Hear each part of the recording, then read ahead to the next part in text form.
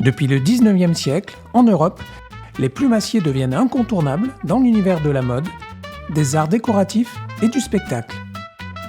Ils sont recherchés pour embellir les chapeaux, les costumes et divers accessoires. De nos jours, on trouve encore quelques professionnels spécialisés, à l'instar de Sandy à Luçon. L'artisane travaille une grande variété de plumes qu'elle transforme avec des techniques précises au gré des demandes et de ses inspirations. Alors vous avez connu mon truc en plume rue du Président de Gaulle à Luçon. Eh bien, cette année 2026 démarre avec un agrandissement de notre atelier qui s'étale maintenant sur plus de 200 mètres carrés au 5 rue du Docteur Pabeuf à Luçon. Ça a été une occasion pour nous de changer de locaux afin de travailler dans de meilleures conditions et de proposer de nouvelles activités et des nouveautés. En 2026, eh bien, des nouveaux projets ont éclos. Notamment l'association Un petit truc en plume qui nous permettra de recevoir des adhérents afin de proposer des ateliers sur le métier de plumassier et ainsi travailler sur les émotions autour de la plume, la découverte des différentes plumes, des ateliers pour les enfants, des ateliers pour les adultes et tout ça sera mis en place à partir du mois de septembre.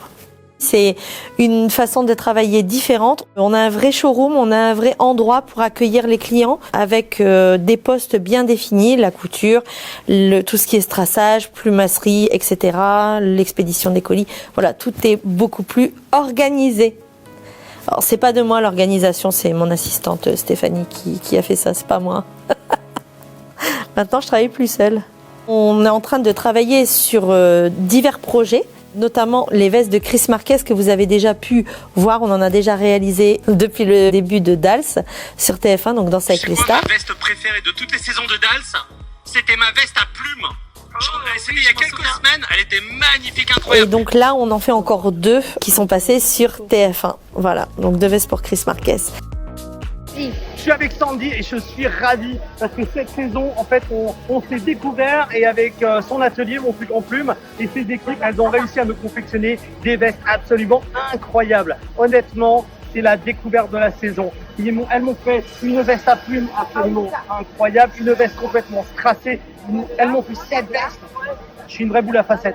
En tout cas, c'est un vrai savoir-faire. C'est une technique absolument incroyable qui est sûrement l'envie du monde entier. En Vendée, il y a vraiment des choses incroyables. Donc strasser, c'est coller un par un chaque petite pierre qui brille, chaque petit strass.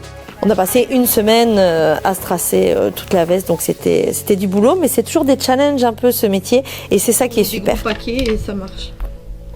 À travers cette découverte et cette association, c'est vraiment plus qu'une passion, une vie et une envie et une façon de s'évader et de comme ça gérer les imprévus. Je pense que ça peut être très très intéressant pour les jeunes, déjà de leur faire découvrir un métier passion, la découverte des matières, la découverte de tout ce milieu-là. Et je suis vraiment très heureuse maintenant de pouvoir accueillir des stagiaires, d'échanger et de transmettre un savoir. N'hésitez pas à nous appeler parce qu'on a vraiment la possibilité de vous accueillir dans un cadre qui est formidable. C'est un métier qui est rare, c'est un métier que je défends. Voilà, il faut vraiment transmettre son savoir pour que ça perdure, en sachant que maintenant ça revient à la mode. Si vous avez vu un peu la Fashion Week cette année, ça y est, la plume revient et c'est voilà. Il faut savoir qu'on travaille aussi avec de la plume synthétique, il y a des nouvelles matières et tout ça, voilà, c'est de la découverte.